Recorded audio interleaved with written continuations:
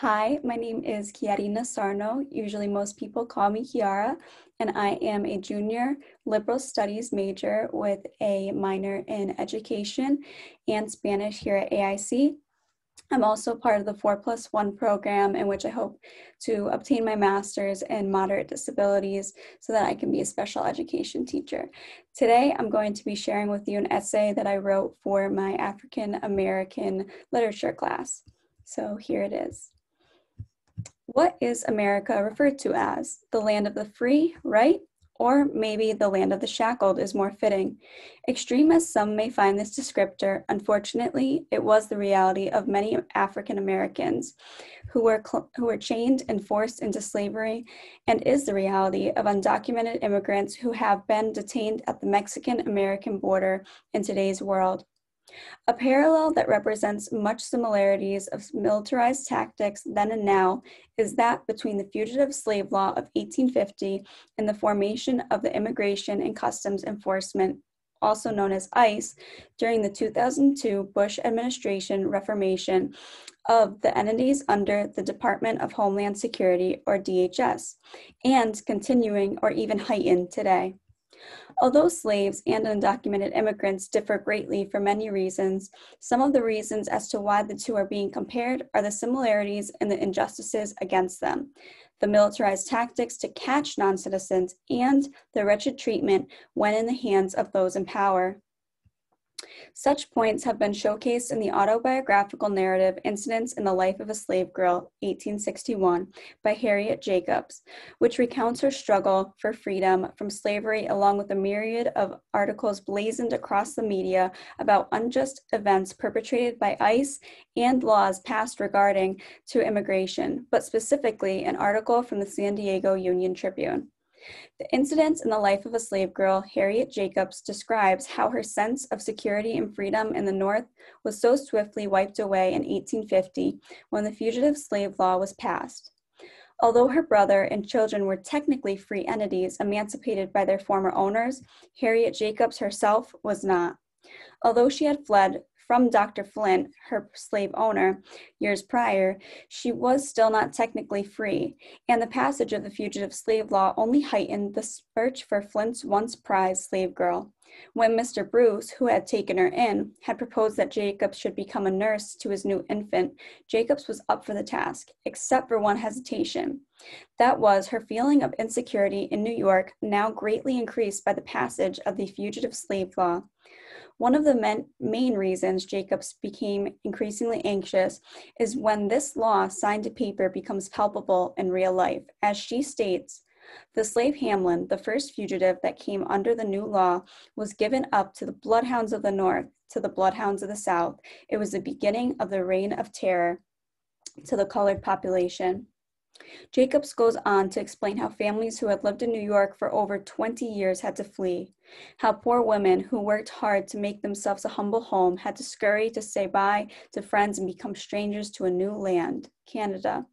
How many spouses discovered such a big part of their life that was hidden, that their spouses were fugitives and either both, one, or just mothers, and their children, bound to their enslavement, had to flee.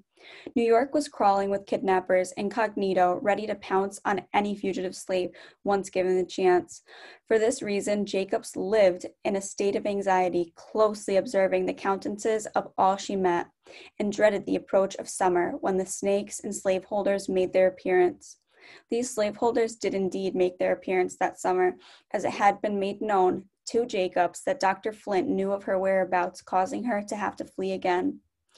Jacobs led a life of fleeing the shackles of slavery, not just for herself, but for her children. As a female slave, many may argue that she, along with female slaves as a whole, endured more than their male counterparts. Female slaves were often raped by slave owners to produce more slaves. These masters did not view their offspring as their children, but as profit in a succession of slavery. Still, this led the masters' wives to develop jealousy, leading to even more scrutiny, ill will, mind games, and poor treatment from both parties. Slaves like Jacob fled not just because of the strenuous and brutal physical treatment in the fields, but because of the psychological effects on one's mind and that of their children. And what is so sad is that this is not a story of antiquated origin, but the truth of not too long ago that is reoccurring in our country again today. Currently, many immigrants, especially those of Mexico and Central America, have endured horrible conditions in their country, such as poverty, lack of sustenance, and crime, causing them to flee to America with little to no means to legal citizenship. This trek is dangerous and has led to the displacement of families and subjection to sexual assault, rape, as the slaves had also endured. Therefore, slaves and immigrants' reason to flee, at its core, did not differ vastly. They wanted freedom and an opportunity at a better life. The 1850 fugitive slave law can be compared to the recent militarized tactics by the Immigration and Customs Enforcement to police undocumented immigrants in the U.S., in a sense that their stratagem has not changed. As stated in the San Diego Union Tribune, early in its creation, ICE used questionable tactics, functioning as a secretive police force, entering a community in unmarked vehicles, brandishing a federal agent badge or jacket, and taking people away in unmarked vehicles with no license plates. This practice continues to this date. The scenes have been effectively viewed as kidnappings of families targeted who were not informed of what agencies was carrying out the detention. This equates itself to the past, as Jacob had to question every single person she engaged with because they could not have been, because they could have been an informant paid by slaveholders or slave catchers. And so do immigrants today, as many hide their true identity and have to fly under the radar because one could expose them to the government and have them detained or deported. Undocumented immigrants often use aliases while working and have to work under-the-table jobs in order to stay safe in the States. However, incognito ICE agents, and more so tips from those against immigration given to and sometimes incentivized by ICE, pose a major threat to their livelihood and that of their family members in America. Then and now, families are broken apart, no longer in a unit. What is even more scary and was made more apparent by the border crisis photos that came to light around 2016 and onward showed children in cages and inhumane detention centers, leading many to realize that family members do not know the whereabouts of their other family members, just as slaves did not know when or where they were sold or fled to. Trump's 2018 zero tolerance policy, which criminally prosecuted immigrants, causing separations from parents and children and many underlying abuses, can be equated with the fugitive slave law of 1850 as well.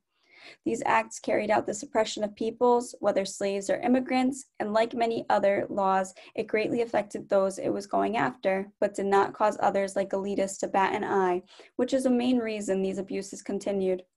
Slaves were in chains and shackles then, and now illegal immigrants are in cages. No matter the medium of detainment, the right of freedom is taken away, causing the people to live in a sense of fear and insecurity in what used to be the land of the free. Runaway slaves, like Jacob's, lived in the fear of being caught by slave catchers back in the 19th century, while undocumented immigrants live in that same exact fear of being caught by ICE in the 21st century, because they know the consequences while in their hands is not a pretty one, and that going back to either the slave-owned plantation or their crippled country was and is detrimental to their being and livelihood. Militarized tactics by the government that used fear against minority groups trying to acquire a better life and fear, fees and prosecution for others who aided them in that notion occurred then and now through the Fugitive Slave Act of 1850 and the enforcement of ICE's similar methods from 2002 and onward. The idea of history repeating itself, but just within a different time period under a different name and pretense, is more than alarming. It's a beast that needs to be stopped in its tracks. Thank you for listening.